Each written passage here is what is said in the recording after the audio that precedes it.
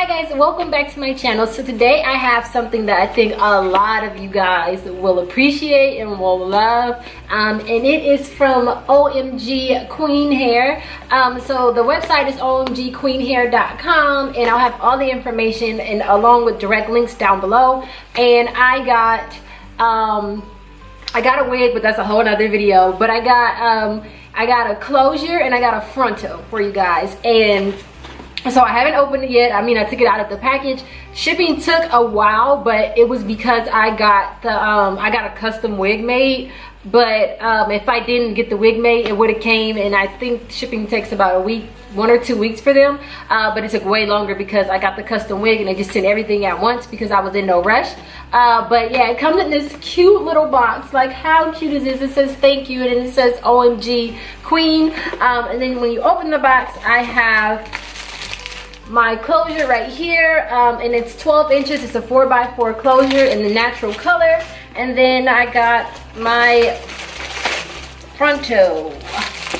My frontal is right here, and it is also in the natural color. It's also 12 inches, and it's a 13x4. So let me tell you guys about them. So they're frontals and closures. Their closures start off at $19, and like, you cannot beat that even on Amazon. Trust me, I've searched many of times trying to find a cheap closure to make my wigs with, and their closures start at $19. I know for a good closure, usually you pay about $80 to $100 depending on the hair type that you want, if you want curly, straight, or whatever. But I know for a fact because I paid $95 before for one of my closures, and their closures start off at $19, so that is amazing. And their frontals start off at about, I think they start off at about $40, and they go up again based on length and based on type. And I know frontals start off at about $120, between $120 and like $145.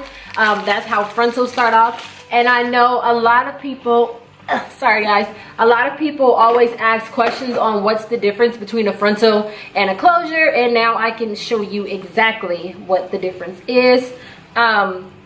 So let's go ahead and take them out. So this right here, is it pre-plucked?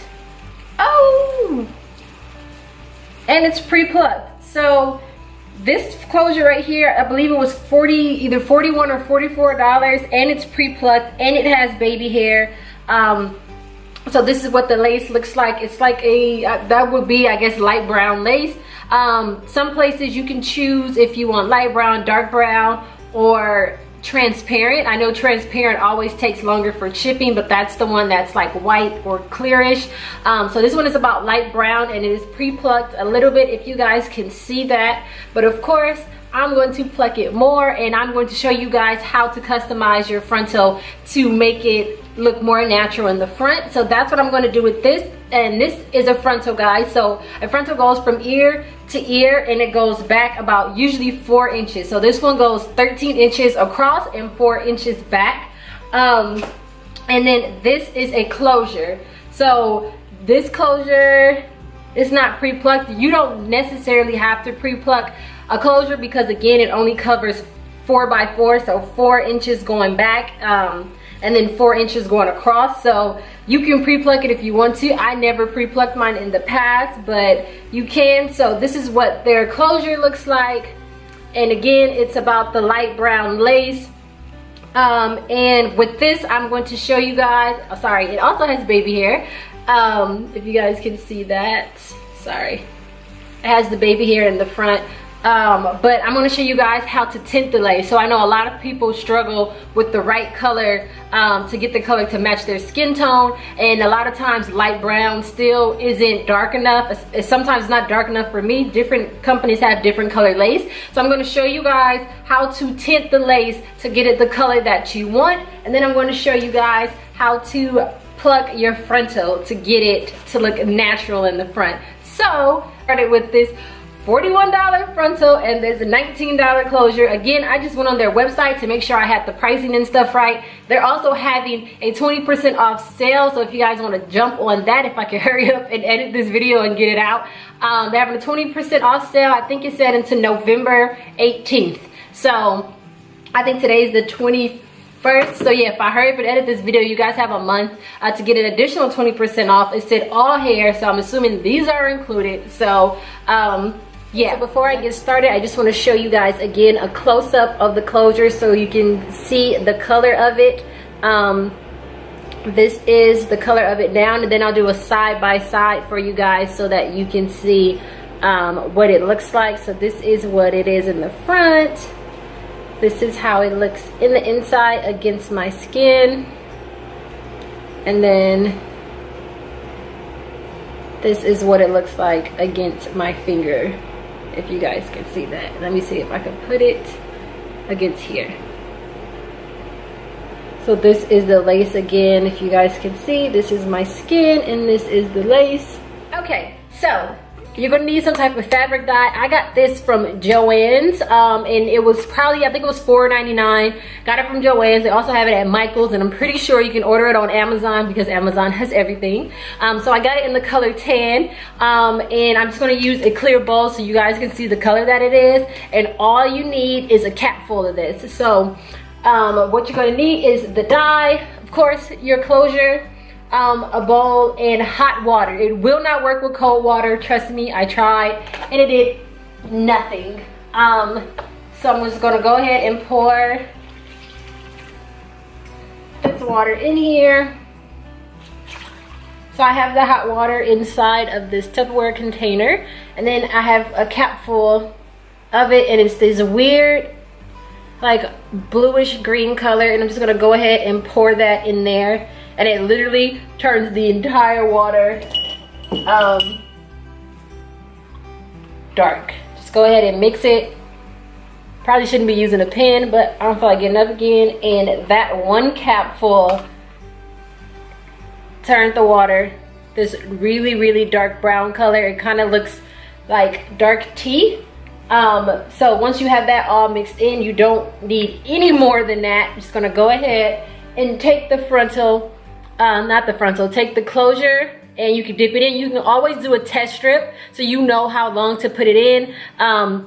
So like you can cut a piece of this part right here, of the part that's not attached with the hair, and drop it in and see how long it takes to get it to the color that you want. But I'm just gonna go ahead and put the whole thing in.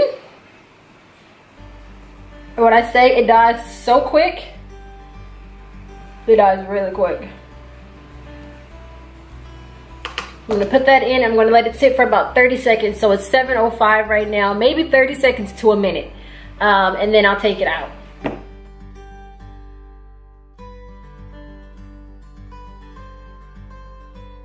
You can always check on it. And that looks right to me. But if you guys can see this now, this is what the lace looks like now. So I'll do a side-by-side for you guys. And that was, again, it wasn't even a full minute. It was probably about 30 to 45 seconds, and it tinted it all the way around. And here's the inside. And then let me put it against my skin. And then if you guys can see that now, it's a little bit closer to my skin tone.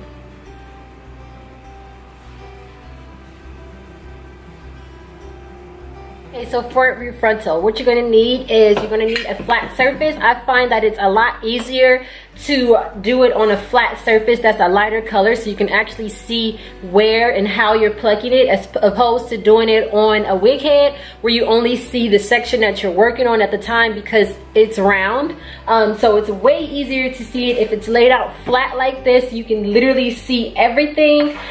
So again, a flat surface, you can use a piece of white paper or a lighter paper, whatever, just so that you can see. Of course, you're going to need your tweezers, and I like to use Scotch tape to tape the ends down so that it's not like shifting while I'm moving it, and then clips just in case you want to pull some of the hair back. And I like to use a spray bottle sometimes, just so when I'm pulling it, it slicks the hair out of the way. So when the hair is dry and loose like this, it floats around freely, but if you wet it, you can kind of get it to stick so you can actually see what you're doing. So I'm just gonna go ahead and tape the ends down, and then I'm going to bring the camera over so you guys can see exactly what I'm. go ahead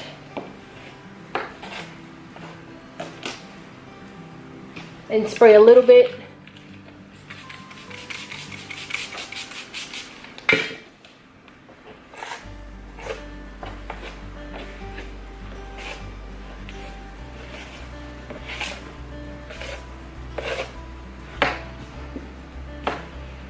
And then I'm just going to part back about maybe an inch.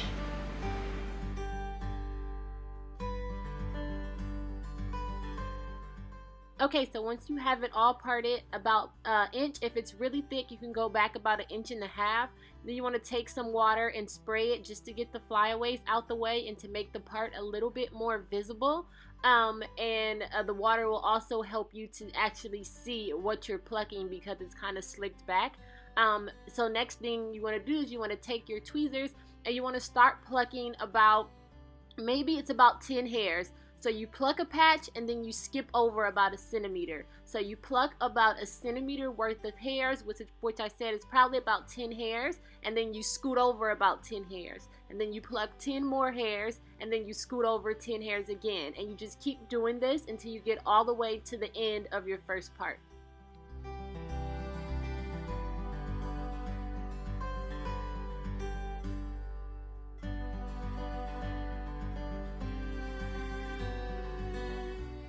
And as you can see, by doing this method, the part is starting to open up a little bit more, and you're starting to see a little bit of the dips and waves that you'll see even more when you get to the front of the hair.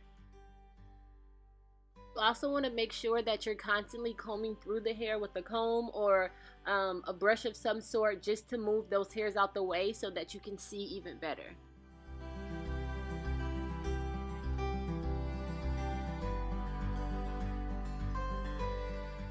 Now you can kind of see the dips and waves that you're creating, and it's going to get even better as you move closer to the beginning of the frontal. And now you just go ahead and move on to your next part. So you part again all the way down to the end, and then you do the exact same thing where you pluck 10 hairs and then you move 10 hairs over, except you do it the opposite way of you did it the first time, because you don't want to keep plucking in front of the bald spots that you created. So you pluck in front of the 10 hairs that you skipped this time, if that makes sense.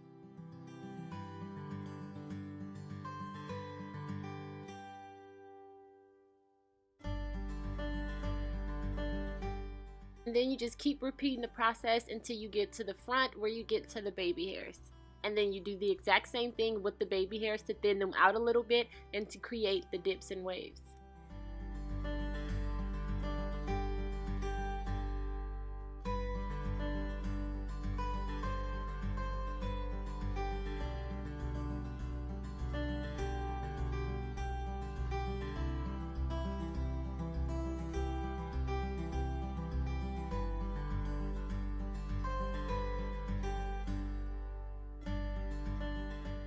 Once you do the pluck 10, skip 10 method in the front, you can go ahead and start to customize the front to make it look more natural like your hairline. I know that my hairline has like a roundness in the front, but then the edges parts go back a little bit. And as you can see, I started on one side and I want to create it equally on the other side. So I'm just going to start plucking a little bit more so I can create that kind of roundness where it goes back a little bit and then it comes back forward.